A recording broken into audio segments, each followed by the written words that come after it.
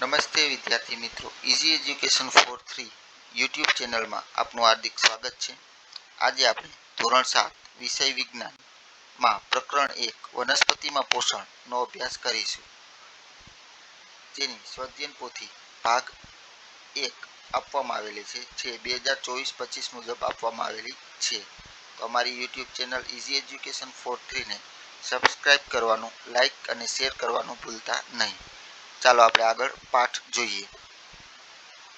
પાઠ બીજો, પ્રાણીઓમાં પોષણ, જેમાં સૌ પ્રથમ પ્રશ્ન 1, યોગ્ય વિકલ્પ પસંદ કરી તેની સામે ખરાની નિશાની કરો. જેમાં પેલું છે, પતંગિયું કેવી રીતે ખોરાક ગ્રહણ કરે છે? જેનો જવાબ છે ચૂસીને. પ્રશ્ન બીજો, મનુષ્યમાં પાચનની શરૂઆત કયા અંગ દ્વારા થાય છે? જેનો જવાબ છે મુખ ગૃહા. પ્રશ્ન ત્રીજો, નીચેનામાંથી માનવ શરીરની સૌથી મોટામાં મોટી ગ્રંથિ કઈ છે? જેનો જવાબ છે યકૃત. પ્રશ્ન 4, વાગોળનાર પ્રાણીઓના નાના અને મોટા આંતરડા વચ્ચે આવેલી કોથળી જેવી રચનાને શું કહેવાય છે?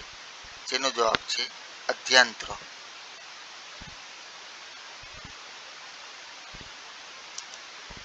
પાંચમું, ખોરાકના જટિલ ઘટકોનું સરળ ઘટકોમાં રૂપાંતર એ કયો ફેરફાર છે? જેનો જવાબ છે રાસાયણિક.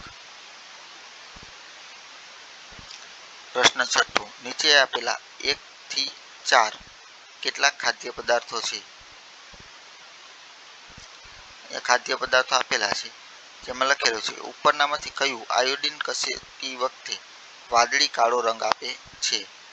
જેનો જવાબ છે પહેલું અને બીજું.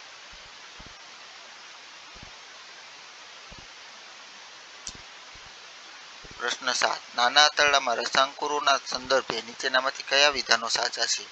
જેનો જવાબ છે ત્રીજું અને ચોથું વાક્ય સાચા છે.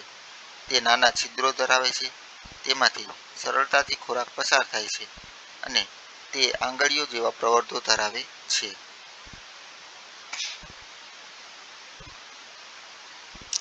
પ્રશ્ન 8, ગળેલો ખોરાક અન્નનળીમાં નીચેની તરફ જાય છે કારણ કે? જેનો જવાબ છે ચોથું, અન્નનળીની દિવાલમાં સ્નાયુના સંકોચનને લીધે.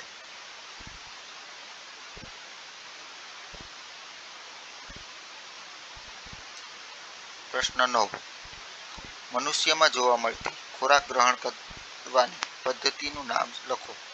જેનો જવાબ છે મનુષ્યમાં મોં દ્વારા ખોરાક ગ્રહણ કરવામાં આવે છે, જેનું પાચન અને તેમાંથી મળતા પોષક તત્વોનો વપરાશ કરીને શક્તિ મેળવવામાં આવે છે.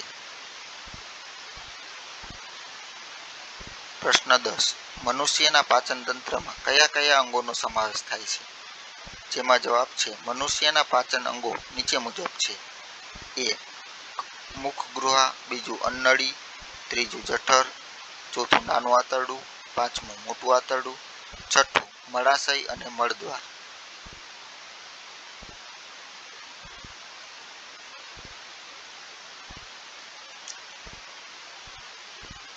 પ્રશ્ન 11, અંતઃગ્રહણ એટલે શું? જેનો જવાબ છે મનુષ્યના શરીરમાં ખોરાકને મોં દ્વારા અંદર લેવાની પ્રક્રિયાને અંતઃગ્રહણ કહે છે.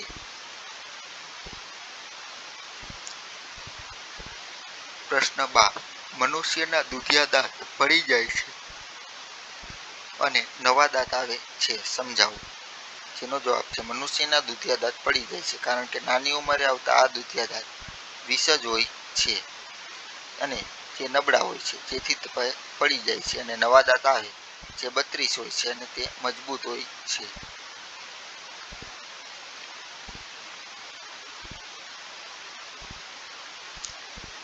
પ્રશ્ન 13, મનુષ્યમાં નાના આંતરડાની લંબાઈ વધારે હોવાથી શો ફાયદો થાય છે? જેનો જવાબ છે મનુષ્યના નાના આંતરડાની લંબાઈ વધારે હોવાથી ખોરાક ધીમે ધીમે આગળ વધે છે અને તેમાં ઉત્સેચકો ભળવાથી ખોરાકનું સંપૂર્ણ પાચન થાય છે.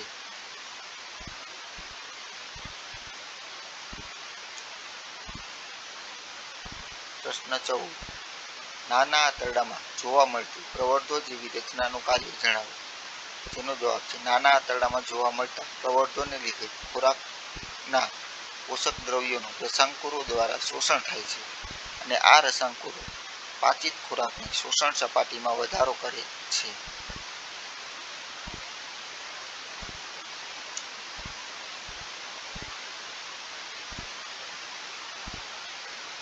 પ્રશ્ન 15. ORSની ક્યારે જરૂર પડે છે?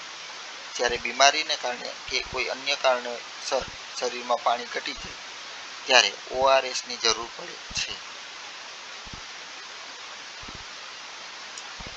પ્રશ્ન 16. વાગોળનારા પ્રાણીઓ અન્ય કયા નામે ઓળખાય છે? જેનો જવાબ છે વાગોળનારા પ્રાણીઓ અન્ય રૂમિનેન્ટ નામ એટલે કે આમાશયના નામે ઓળખાય છે.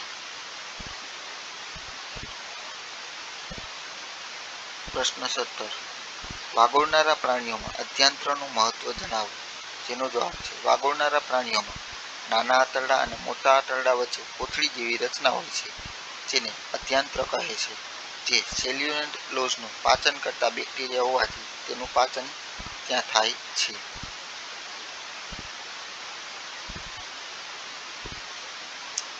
પ્રશ્ન 18. અમીબા સામાન્ય રીતે ક્યાં નિવાસ કરે છે?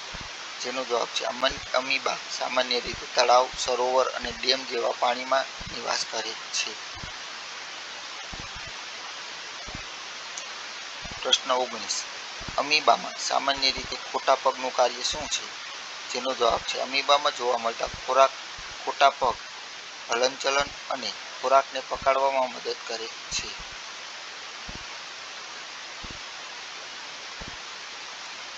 પ્રશ્ન 20. અમીબામાં પાચન કઈ અંગિકા દ્વારા થાય છે? જેનો જવાબ છે અમીબામાં ખોરાકનું પાચન અન્નધાનીમાં થાય છે. અન્નધાનીમાં પાચક રસો ઠલવાય છે જે ખોરાકને સરળ પદાર્થોમાં ફેરવે છે.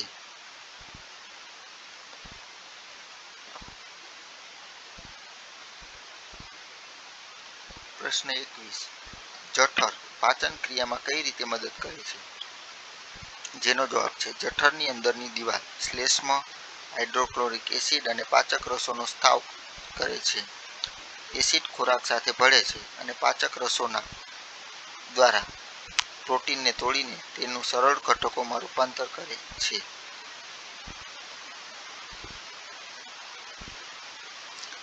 પ્રશ્ન 22. નીચે આપેલા પાચન માર્ગના અંગોને યોગ્ય ક્રમમાં ગોઠવો. અહીં આપણે પાચન માર્ગના અલગ અલગ અંગો આપેલા છે જેને તમારે યોગ્ય ક્રમમાં ગોઠવવાના છે. જેમાં સૌ પ્રથમ મુખગુહા છે એટલે તેની સામે 1, ત્યારબાદ અન્નનળીને 2, જઠરને 3, નાનું આંતરડું 4 અને મોટું આંતરડું 5 નંબરે આવે છે. પ્રશ્ન 23. નીચેનામાંથી જીવ માટે કયું વિધાન સાચું નથી? જેનો જવાબ છે પાછળનો છેડો મુક્ત રીતે હલનચલન કરી શકે છે, જે ખોટું છે. પ્રશ્ન 24. આપણને ઘણીવાર ઉલટી કેમ થાય છે? જેનો જવાબ છે અન્નનળીની અંદર જઠર પાસેની દિવાલ હોય તેમાં ખોરાક આગળ વધે છે જેથી ખોરાકને નીચેની દિશામાં ધકેલવામાં આવે છે. ક્યારેક જઠર દ્વારા આ ખોરાક સ્વીકારાતો નથી જેથી ઉલટી થાય છે. પ્રશ્ન 25. પાચક રસ પ્રોટીનને તોડીને તેનું સરળ ઘટકોમાં રૂપાંતર કરે છે. આ પાચક રસને કાર્યરત કરવા જઠરમાં કેવું માધ્યમ હોવું જોઈએ? જેનો જવાબ છે પાચક રસ પ્રોટીનને તોડીને તેનું સરળ ઘટકોમાં રૂપાંતર કરે છે. આ પાચક રસને કાર્યરત કરવા જઠરમાં એસિડિક માધ્યમ હોવું જોઈએ. પ્રશ્ન 26. યકૃત અને સ્વાદુપિંડના સ્ત્રાવોનું મહત્વ જણાવો. જેનો જવાબ છે યકૃતમાંથી પિત્તરસ ઉત્પન્ન થાય છે જે ચરબીના પાચનમાં મદદ કરે છે, જ્યારે સ્વાદુપિંડમાંથી સ્વાદુરસ ઉત્પન્ન થાય છે જે પ્રોટીનના પાચનમાં મદદ કરે છે.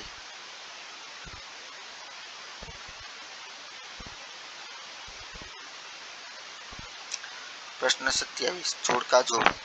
જેમાં સૌ પ્રથમ પિત્તાશય છે તો તેમાં પિત્તરસ આવે, સ્વાદુપિંડમાં સ્વાદુરસ, જઠરમાં પાચક રસ અને નાના આંતરડામાં રસાંકુર જોવા મળે છે.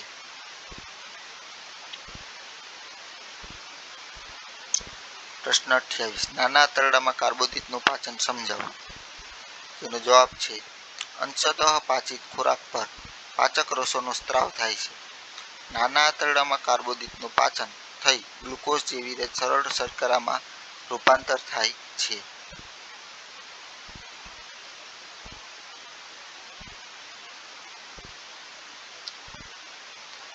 ઓગણત્રીસ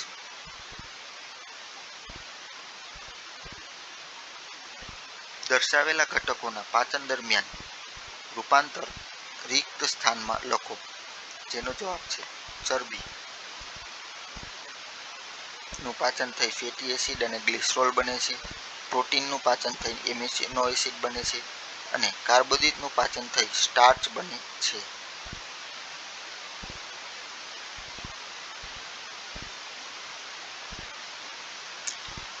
પ્રશ્ન 30 સ્વાંગીકરણ ક્રિયા દ્વારા પાચિત ખોરાકમાં રહેલા ગ્લુકોઝને તોડવાનું કાર્ય ઓક્સિજન કરે છે. તે દરમિયાન પાણીની સાથે કયો વાયુ ઉત્પન્ન થાય છે? જેનો જવાબ છે સ્વાંગીકરણની ક્રિયા દ્વારા પાચિત ખોરાકમાં રહેલા ગ્લુકોઝનું તોડવાનું કાર્ય ઓક્સિજન કરે છે. તે દરમિયાન પાણીની સાથે કાર્બન ડાયોક્સાઇડ વાયુ ઉત્પન્ન થાય છે.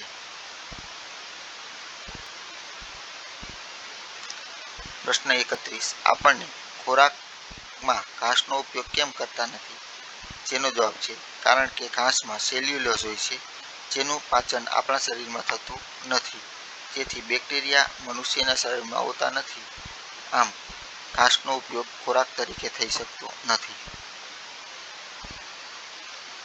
પ્રશ્ન 32 મને ઓળખો.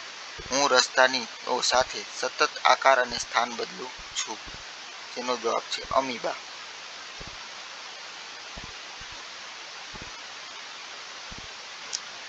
પ્રશ્ન 33 પ્રાણીઓ ખોરાકમાં શું શું આપવામાં આવે છે? જેનો જવાબ છે પ્રાણીઓને ખોરાકમાં ઘાસ પાન આપવામાં આવે છે, જેમાં સેલ્યુલોઝ હોય છે. પ્રશ્ન 34 પ્રાણીઓને દિવસ દરમિયાન કયા કયા સમયગાળામાં ખોરાક અને પાણી આપવામાં આવે છે? જેનો જવાબ છે પ્રાણીઓને દિવસમાં 3 વાર સવારે, બપોર અને સાંજના ખોરાક અને પાણી આપવામાં આવે છે.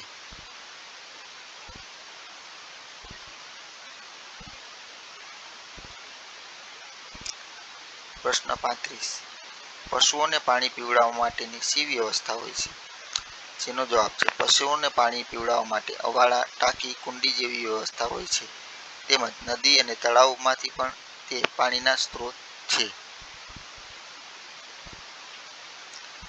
પ્રશ્ન 36 પ્રાણીઓની માવજત તથા સ્વચ્છતા કેવી રીતે રાખવામાં આવે છે? જેનો જવાબ છે પ્રાણીઓને સમયાનુસાર ખોરાક આપવામાં આવે છે, તેમજ તેમને યોગ્ય સમયે નવડાવવામાં આવે છે. પ્રાણીઓના પગમાં રહેલ ખરી અને તેના શરીરના વાળ અમુક સમયે કાપવામાં આવે છે.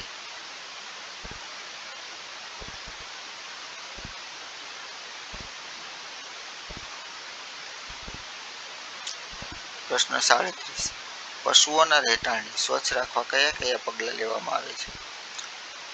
જેનો જવાબ છે પશુઓના રહેઠાણને દરરોજ સાફ કરવામાં આવે છે અને તેને મળમૂત્રથી થતી ગંદકીને સાફ કરી તેનું રહેણાંક છે સ્વચ્છ રાખવામાં આવે છે. તેમજ તેના રહેઠાણમાં રેતી કે ભૂકો નાખી તે જગ્યાને કોરી કરવામાં આવે છે.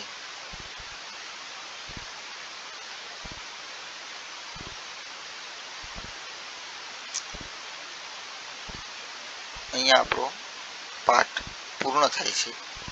હવે આપણે સારાંશ જોઈશું. પ્રાણીઓમાં પોષણ, જેમાં મનુષ્યમાં પાચન માટેના અલગ અલગ સાથે સંકળાયેલી અંગિકાઓના નામ આપેલા છે. મુખગૃહા, અન્નળી, જઠર, નાનું આંતરડું, મોટું આંતરડું, મળાશય અને મળદ્વાર.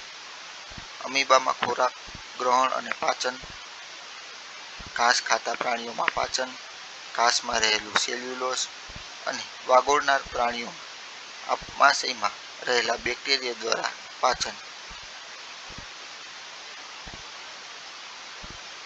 અહીંયા આપણો પાઠ પૂર્ણ થાય છે. અમારી YouTube channel easy education four 3 ને સબસ્ક્રાઈબ કરવાનું ભૂલશો નહીં. આભાર.